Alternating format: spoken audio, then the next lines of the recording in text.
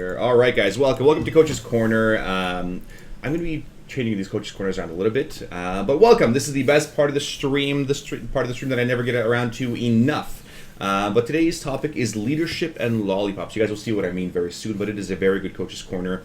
And actually, I'm thinking of using the new Coach's Corner a little bit bigger here. A bigger Sparty. Let's try this. There you go. Much larger Sparty. Much larger Sparty with the Chinglish shirt. Fantastic. With Coach's Corner, it's how to become a better player. We're talking about leadership, your officers, raid leading, improving yourselves as players, as people, as whatever. For those of you that have been around the stream for a while, you know the kinds of things that I talk about. One of those things is, I have a lot of people in my guild. I have people in the guild I haven't logged on in years. Haven't logged on in 8, 7 years, whatever, but they're still in the guild. They're still here, and I'm never going to get rid of them because they're still part of my family. Now, I'm going to tell you a little bit of a story first. So I got a message, on Twitter a little while ago, 2 days ago, yesterday or something, from one of my old members. And this is a member that I haven't talked to in like 6, 7, 8, 9 years, something like that. I think they stopped raiding with us in AQ40 during those Green Dragon days and that kind of stuff. And this member, they messaged me on Twitter, and they said, hey, you know what, I was looking at some YouTube stuff, looking for Legion, and I got a suggested channel, Death Jesters, on YouTube, subscribe to us. And this person... I started looking through the videos, and nostalgia starts flowing back, because I was part of this guild, back in Black and Lair, back in Molten Core, back in the very early days, one of the original, 10, 11 members of Death Jesters, this Melanie person. And, he says, I've been watching Death Jesters videos for the past few hours, and now your Coach's Corners, and now everything else. And this is fantastic. And then he shares some screenshots with me. I retweeted one of them of, like, the old school stuff. Pretty much, Lita. I need a better... I want to change around the format of it, but that's for the future, Lita. Anyway, I do want to read this message. So Melanie messaged me on Death Jester's forums, right? Found his old forum access and messaged me here. So, I want to read this message out to you guys. Finding you on YouTube sent my mind tumbling down a nostalgia well so deep I thought I may drown.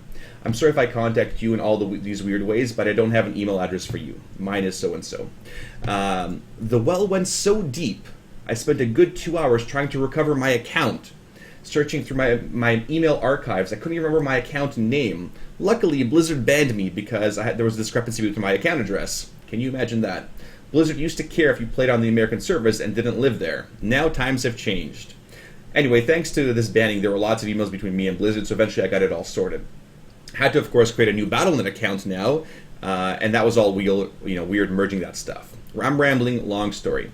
This is what a character looks... So this is what Melanie's character looks like, frozen in time in 2006. So 2006 is the last time that Melanie actually played. Here's a quick look. I'm going to try to get this done here. One sec here. Here's a quick look at Melanie's character. There. 2006. This is Melanie, and of course the name has been taken, since Melanie hasn't played in a long time. So this is Melanie's character, trapped in 2006 as a raider. Raider Melanie. Okay, it's a really shitty... This is way before transmogs, right? Well before really cool... Well, I guess, Tier 2, Tier 3 was around there. Anyway, back to this. So... That was the old, that's how Melanie used to look like. I guess even lost a name over the years. Melanie 08BD00 is probably just a renaming placeholder. Yeah. I can't begin to tell you how often I've thought of you, of Death Jesters, and all that we've accomplished there. I'm in awe that you're still going after all these years. Yeah, so am I, honestly. But also immensely proud. It was probably the best gaming time of my life. And after moving on, I could never find a coat that fit so warm and snugly. Damn you, time zones. And Melanie was an old South African player for us back times where you had 500 MS to actually raid. It was really shitty. So Melanie, played on EU times when we had really early raid times, like 6:30 Eastern is when we used to raid. We used to raid Saturdays at 10 a.m. when Melanie was still in the guild. So damn you time zones, he says. I bounced around a couple of guilds trying to replicate, what was in Death Jesters, till I eventually started my own guild. That was good for a while, and I tried desperately to instill the same ethos that we had here in Death Jesters. Doing something right. Sadly, it ended, and since I mostly play solo when I play at all, but I often think back to this period of my life and smile warmly inside. That is awesome. Sadly, the game has moved on, and I think the mechanics that fostered that closeness is all but gone, and you guys have heard me talk about that kind of stuff too. And we've all left now, and all we have left now are our fond memories and that bond, and the bond of combat. If your Twitch audience likes to listen to your old war stories, you should organize an evening where we all come on together and talk. It might be boring for everybody else, but it might be really cool so we can yell at the kids to get off our lawns and tell them how easy they have it these days. Just a thought. We can reminisce about what it was like to level and hit level 16 vanilla. Anyway, it was great finding all this. Thank you for I don't know. Sounds corny, but thank you for being a special part of my life. And his real name's Dirk, not Diggler. So that was a nice message I got from Melanie, and it's one of the reasons I wanted to start this Coach's Corner for you guys. And hopefully Melanie will watch this tomorrow when he wakes up, probably still working in the UK or whatever he does, and I'll have to contact him. So lollipops and leadership. Now, quick poll here in Twitch chat. Quick 30 seconds. There's a delay. Can you say something in Twitch chat if you think you're a leader? Raise your hand, something. If you think you're a leader, game, life, whatever.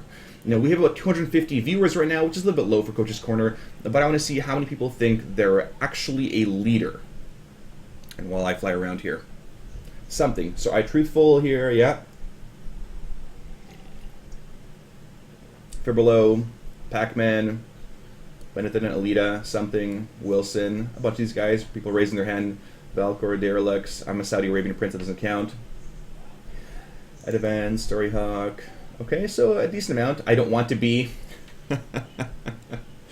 Alright, I'm actually in a leadership program, okay, so we're getting a fair amount of people, but there's no way we're getting this, 250 people. I think I've got maybe 40 people here. Maybe 40. Someone says, I'm not loud enough to be one. I'm a leader of my mind, myself. I've been told that I do a good job, says Thel, when I do lead, but I don't think of myself as one. And this is again to the person that messaged me a little bit earlier, saying that they got promoted to a raid leading spot. So I do want to share another story with you guys, and this is the whole big Coach's Corner and Lollipops thing for the next few minutes. Now, this is a story, friend of a friend, basically, and I'll share it with you guys while I fly around on my mount. Okay, so this little thing on Lollipops. How many of you are completely comfortable with calling yourselves a leader? Not everybody is. There's always a huge discrepancy. I had 250 viewers here, and a huge portion of you guys are not comfortable calling yourselves a leader, and you won't raise your hand and you won't say anything. And we've come to realize that leadership, is made into something that is bigger than us. And we've taken this title of leader, and we treat it as if it's something that one day we're going to deserve. But to give it to ourselves right now, it means a lot of levels of arrogance or cockiness that we're not very comfortable with. And, I worry sometimes that we spend so much time celebrating amazing things, like these amazing leadership things, that hardly anybody can do, right? Like, Obama, whatever, present leadership, that those are the only things worth celebrating. So I think we put too much focus on those huge leadership things rather than the small leadership things that we have in our lives. And, when we do have these small leadership moments, we don't let ourselves take credit for it. And we don't let ourselves feel good about it. But, like me, over the past 10 years, I've been lucky enough to be a guild master, a friend, a mentor, a leader, with some amazing people who have helped redefine leadership to me in a way that I think that's made me happier. And in my short time, I want to give you guys a bit of a story here of this friend of a friend thing that you guys will hear. So this friend of mine, basically, he went to a small school in in New Brunswick, which is off in the Maritimes, right, where they say a in a boot, for those of you Canadians or not Canadians, and this was his university. So on his last day at university, a girl came up to him and says, "I remember the first time I met you." And then she told him a story of what had happened 4 years earlier. Chloe, that's enough. And she says, on the day before I started university, I was in my hotel room with my mom and dad. And I was so scared and so convinced that I couldn't do this, that I wasn't ready for university. And how many of you guys have felt that, right? That anxiety of, I'm not ready for this. I'm not ready for this next big chapter in my life. And her parents were like, look, we know you're scared, but let's just go tomorrow and let's go on the first day. And if at any point you feel you can't do this, that's fine. You tell us. We'll take you home. We love you no matter what. Great parents, right? Great parents. And so the girl says, so we went the next day, and she was standing in line for getting ready for registration, and looked around, and she knew she couldn't do it. She knew she wasn't ready. And she knew she had to quit. And so she says, she made her decision right there, and as soon as she made a decision, she had this incredible feeling of peace. Chloe, Nicole, can you grab her toy, please? So she had this incredible feeling of peace, having made that decision of, I'm quitting. This is a good feeling. And she turns to her mom and dad and says, that she needs to go home. And just that moment, when she tells them that she has to go home, this giant, big chubby jackalope with this weird-ass clown hat comes out of the student union building. And it was like the dumbest get-up she's ever seen. And, it was awesome, she says. So the guy had a big sign promoting a charity, Shinorama, which was students fighting cystic fibrosis. And this guy is walking around with a bucket full of lollipops. Okay, a bucket full of lollipops. And he's walking around there handing lollipops to all the first-year students, talking to people in line, giving them lollipops as they're registering. And he walks over to the girl and says, and all of a sudden, he got to her, and he stops. And she says, it suddenly got really, really creepy. And, like the creepy kind of like, big bearded, I don't know, like a big bearded Mufasa kind of look. Anyway, then he looks at the guy next to the girl and says, here, take this lollipop, give it to the beautiful girl next to you. And, that guy, she says, she's never seen somebody so embarrassed or more embarrassed. He turned beet red, didn't look at the girl, and just said, here, have this lollipop. And then with her parents there, the guy says, well, look at that. First day at school, she's already taking candy from strangers. And everybody 20 feet around, laughter, full-on laughter. They were howling, taking candy from strangers. Here she is, this 18, 19-year-old kid. And everybody lost it in every direction. And, she says, I know it's really cheesy, and I don't know why I'm telling you this, but in that moment, when everybody was laughing, she knew that she shouldn't quit. And she knew that she was here where she was supposed to be, no matter what. And she knew that she was home. And she says, I haven't spoken to you for 4 years since that day, but I heard you were leaving, and I had to come up and tell you that you're an incredibly important person in my life, and I'm going to miss you. Good luck. So that's what she tells the friend. And so the friend walks away, and he's flattened, like he's floored. And she gets about 6 feet away, and she turns around and says, hey, you probably should know this too, but the guy you gave the lollipop to, I'm still dating him 4 years later. Anyway, so the guy gets, he moves to Toronto, and he gets a wedding invitation from them. So, now they're getting married. And now here's the important thing. The guy giving out lollipops, the friend, he doesn't remember that incident at all. He has no friggin' clue. Like, he doesn't remember it. It's not in his memory banks. He has zero recollection of that moment, and he searched, and he should remember doing it because it's a pretty big moment, but he has no idea. And he says that's such a big, eye-opening, transformative moment for him, and maybe the biggest impact he'd ever have on somebody's life. A moment that a woman, that had a woman walk up to a stranger 4 years later and say, you've been been a really important person in my life. It was a moment that he'd never remembered. So, again, here, those of you on stream here, how many of you guys have had that lollipop moment where someone has said something or done something that you feel fundamentally made your life better? I get some of these moments, some of these messages too on either Facebook or Twitter. I know Towley and a lot of these other streamers get these same kind of messages from people like, hey, you really helped me through these hard times. You don't even know me, right? So how many of you guys have had that moment where somebody has made your life better, right? Through something they've said or something they've done or a guild they've created or a team they've made, right? I'm sure a bunch of you guys have, right? Like a crap ton of you guys have here in Twitch chat. But how many of you have let that person know, right? Which is probably very few. And now we celebrate birthdays, right? Birthdays where you're celebrating not dying for 365 days. But we are not celebrating these people, right? These people that have made our lives better and walk around without knowing. And every single one of you here that are listening to the stream or later on have been the catalyst for a lollipop moment. You have made someone's life better by something you said or you did. And if you think you haven't, you're wrong, right?